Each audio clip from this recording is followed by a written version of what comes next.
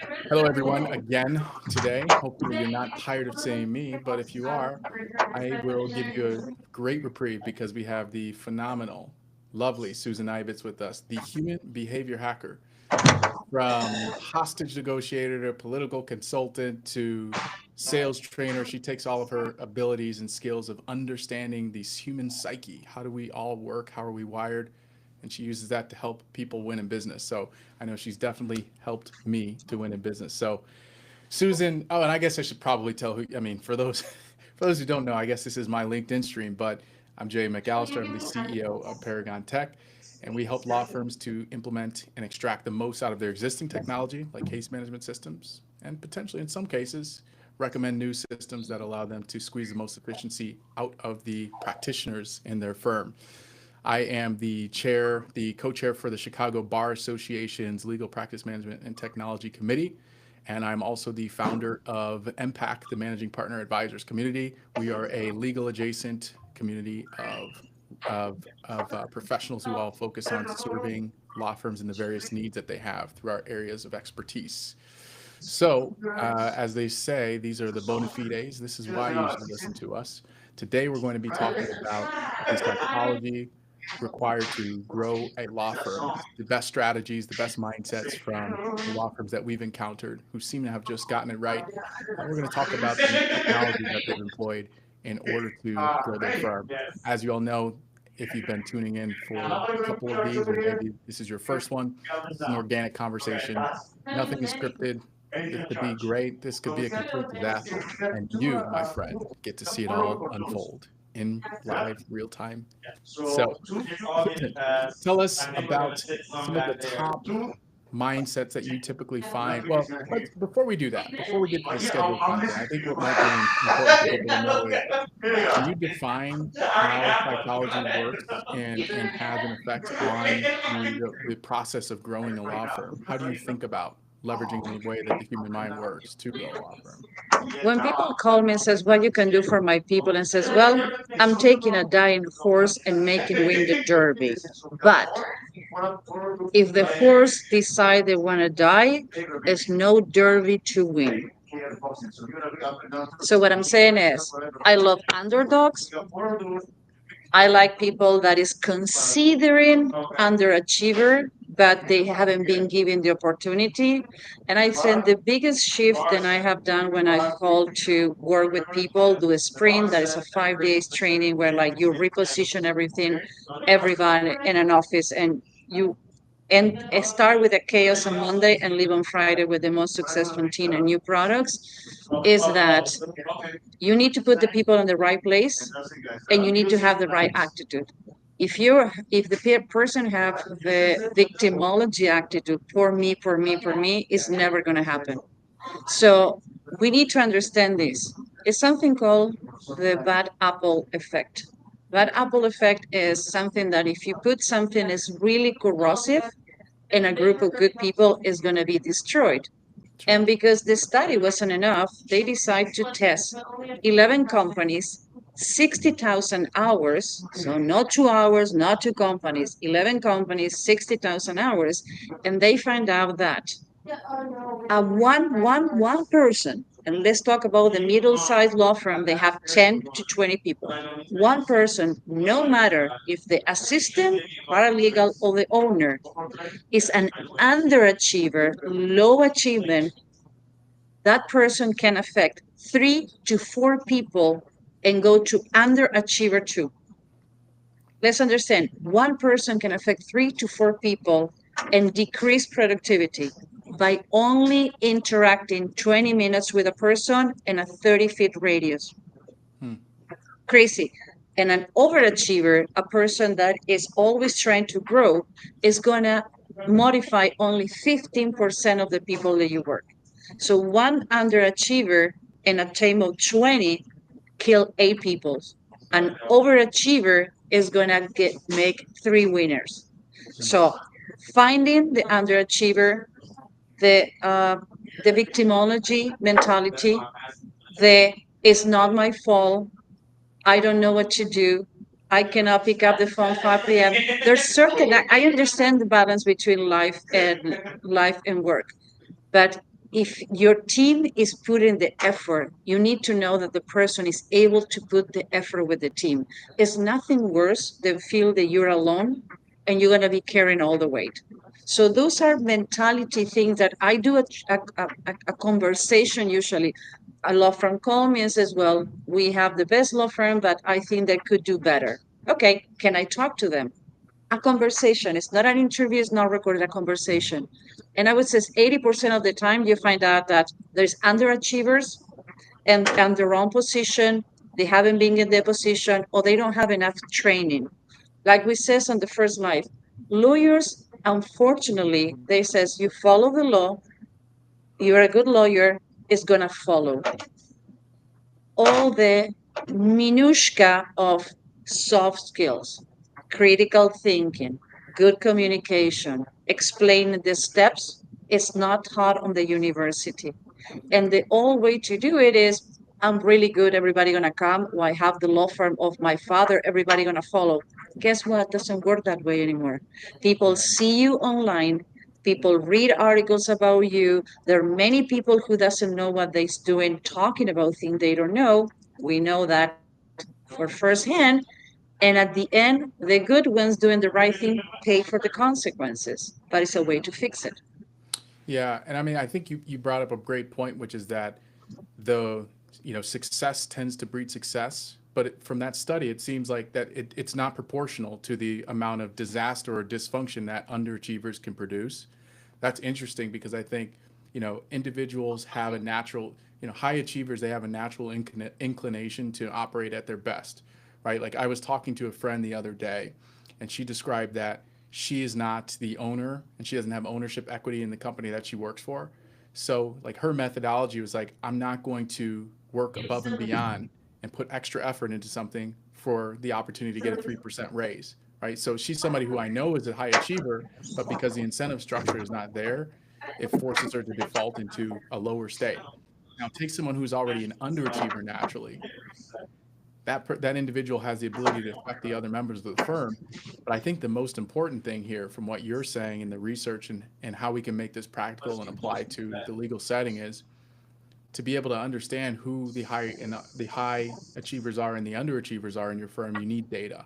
You need the ability to understand the activities that ultimately ladder up to creating success for your firm, whatever those metrics might be.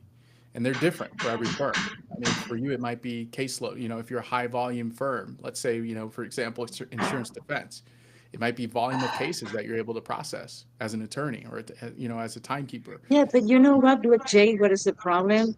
Everybody metrics, it's from the door out. Nobody measured the metrics the door in. My job is I can help you with the metrics out. I do it all the time. But until you don't get the house in order, you cannot invite guests. So maybe people coming because the food is really good, but the plates are dirty, the kitchen is a mess, you're losing food. Makes sense. So sometimes taking out of the analogy of a law firm, if your house is not in order and everybody know their role and is happy with the role, or maybe it's not the role of your dream, but you know that role is going to lead to something else.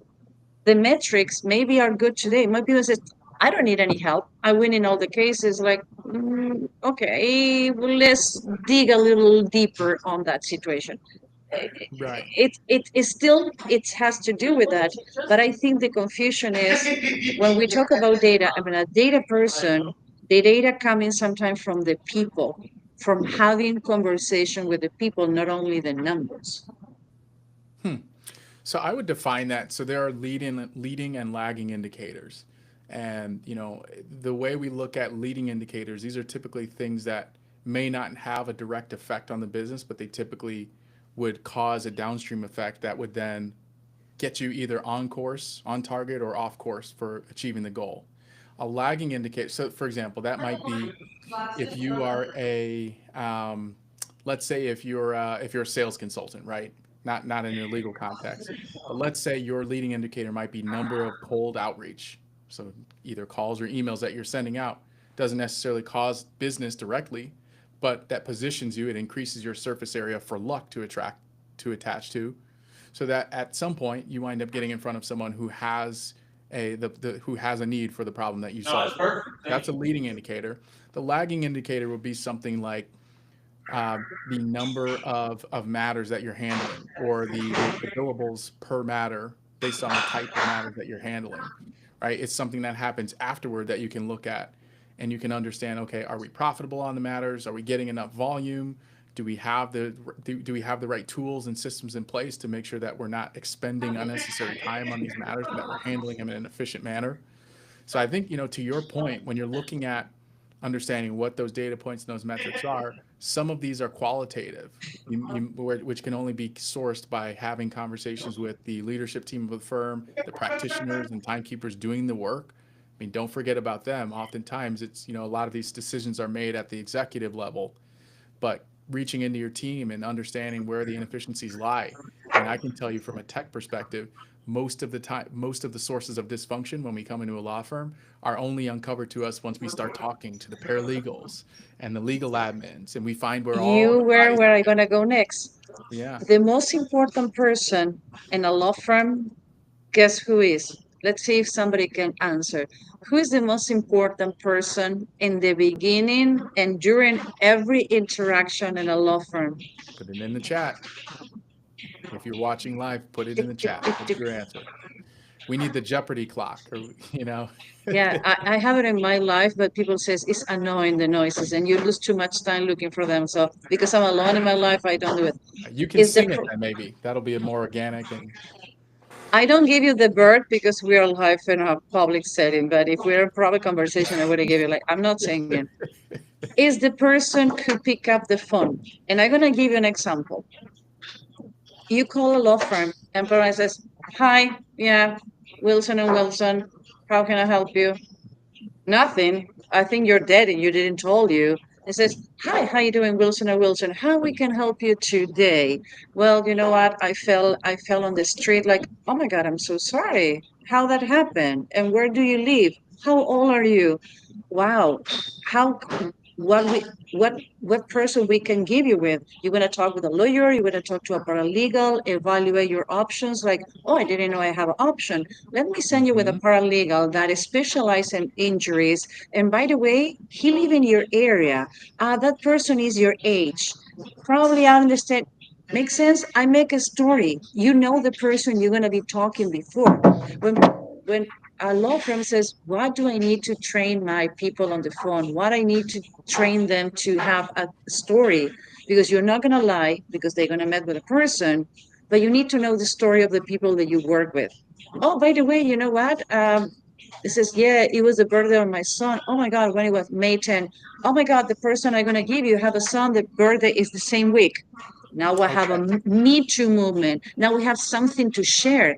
But if the people don't talk because they don't like to each other, because you think that the person picking up the phone is below you, you have a problem, a huge problem. but let's break it down here, because I think we can provide some tactical advice. I've seen many firms experience this. I'm sure you have as well. They have someone who is absolutely phenomenal. They are a rock star answering the phones. They have a natural inclination. They have the ability to connect with other human beings, to make people feel heard, seen, felt. And then for whatever reason, that person moves on. They either move to a different city, or, whatever may happen. Another firm offers them a position and they're gone.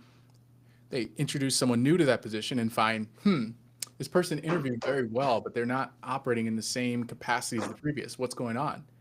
So that's what we refer to as a soft skill, like someone who is good on the phones, or they're very, or they're very, what's the word I'm looking for? They have very Chatty to get information. The Yeah. first person who's gonna get the real information. Let's put it this way. We talk about this. When people go to a lawyer, it's not they wake up in the morning and says, I hope something happened and I need to go to the lawyer. Usually it's not a happy situation. So the person they're gonna feel less threat to share information with is the first person on the phone, because it's more an equal civilian for them, either when they go in the office in person, either when they pick up the phone. I have gone to law firms and says, I'm sorry, are you vaccinated? Like for COVID? No, for rabies, because I'm afraid you're gonna bite me. And it says, yeah, I'm the person who's gonna be coaching you. You coming first to my room. Come on to the. So I sit sometime on the waiting room to see how they treat and says, how you tell me that? Like, because it was uncomfortable being hired by this law firm and wait for the person to pick me up and see your interaction. I Yeah. really seriously only thing I was thinking is, are you vaccinated against rabies? Because I'm afraid you're gonna bite me. So let So so let's bring in the technology aspect because of course I can't resist that same soft skill of that person who's able to navigate those situations with ease. Soft skills, I think there's a cop out. People look at soft skills as something that you either have or you don't. It's an innate ability or you don't.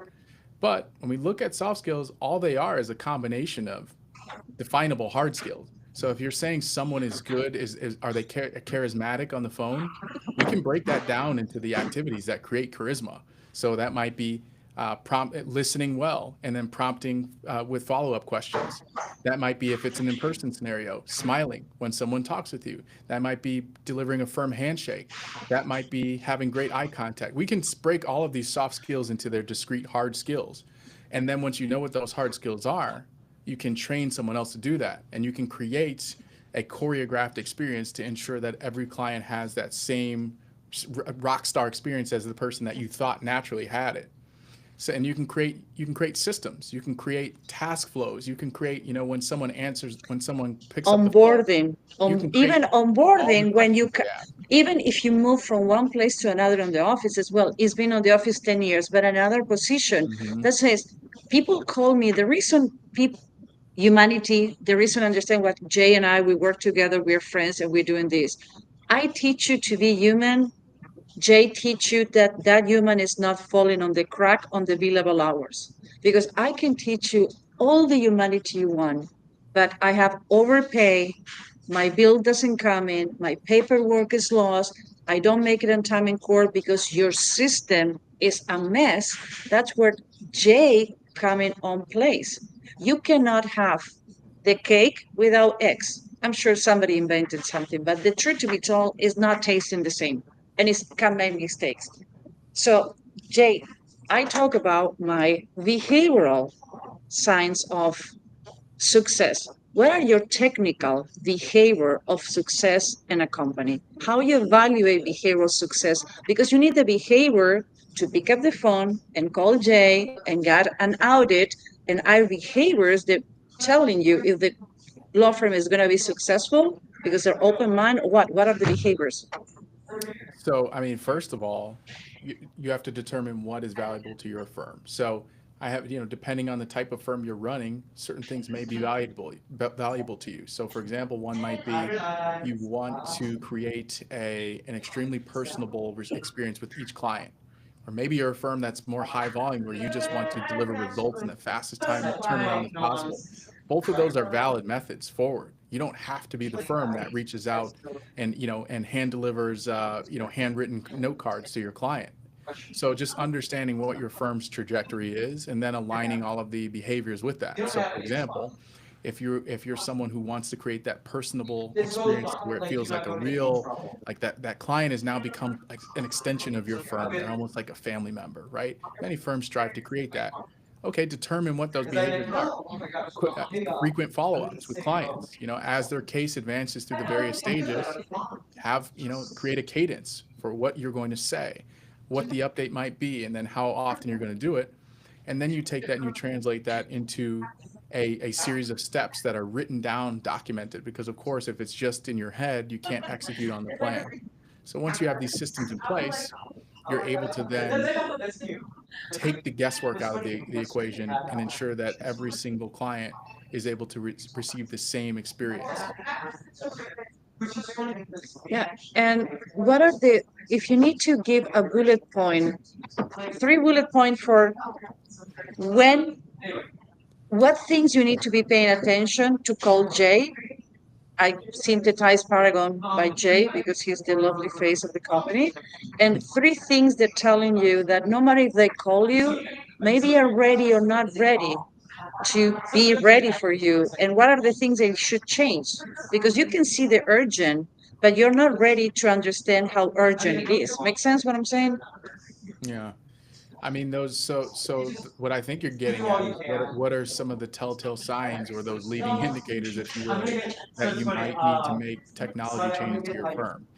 One, and this is an easy one, you have a suspicion that your firm is encountering time leakage, meaning the billable work that your firm's doing is not necessarily being reported because you don't have accurate systems to capture that time. So you're losing out these point ones and small phone calls with clients when they call and you're working on another matter or drafting an email. It's just a quick legal research process. All of these small time entries, if they're happening for you, it's likely, especially if you have other attorneys or timekeepers in your firm, it's likely that it's happening for them as well. The Clio Legal Trends Report of 2025 showed that law firms are typically, when they bill at the end of the week rather than contemporaneously, meaning in real time, typically losing 30% of their billables just due to loss and tracking. So there are ways we can solve this with technology. There are ways we can use automation to capture the activities that the attorneys are doing and then have that translate to time entries, right? And we're not talking about creating 1,000 different unrelated time entries that you have to go through at the end of the day. We're talking about grouping these in an intelligent way where we can automatically associate these with the matter that they pertain to. But again, this all comes through. This is not something that every firm should use. I mean, for example, if your firm is a consulting-based firm, a consulting firm, it may not be as important for you in the time tracking aspect, right? So this all comes through. I said it. I just was on a live stream with Steve Fretzen earlier, but this all comes through intention rather than imitation. So you should not be looking to simply copy what other firms are doing, because every firm has their own unique nuances and idiosyncrasies and ways that they operate. So that's what I would say, that if you want to look for those sources of friction or dysfunction within your own firm, typically those are preceded by the statement, there's got to be a better way to do this. Like, how many times during your workday are you working on something, you're going, this can't be the best way? And those are typically good examples of areas that technology can potentially be used. And the other question was more, okay, because you can go to the dentist because you have a pain, but doesn't mean that when you go to the dentist, you're ready to go through the process. So, what are the three things that people need to consider? It okay, I have the problem, I need J. Now, internally, I need to be ready for the changes because change resistance is one of the biggest things that I found, no matter what is your profession, and PhD, truck drivers. Me, myself, I'm the most irrational human. I'm specialized in irrational humans. I'm the most irrational of all. I hate changes. So that's the reason Jay, please help me. So when my point says, what are the three things that law firm need to understand? They need to be ready when they find the problem to accept the change. Hmm. That's a great question. I don't know that I've ever thought about it in the realm of three things that ultimately would create the elements necessary to know that they need me, but or some sort of technology change. But what I would say, I'll take a stab at saying identifying within your own firm whether you have a culture of acceptance, a culture of forward progression. And there are many firms that we operate with, and you have these members of the firm who may be hesitant, or in some cases even detractors. They don't want change. They The don't want. underachievers. Well, they would. There's probably a euphemism that they would use to describe themselves, but I think at the end of the day, you have to know that across your firm, you at least have the mindsets that are willing to adopt new technology and new changes. That doesn't necessarily mean eliminating the entire foundation of the tools and software you're already using, but making meaningful changes to them and enhancements. You need that. That's part one. And then the other big thing I would say is that you need to have a committee built within the firm of the individuals responsible for taking that change to the finish line. So oftentimes I see firms will look to engage with us, but they don't necessarily have an internal champion for that initiative. So for example, a good case study would be a practice management system. Firm realizes they need a new case management system.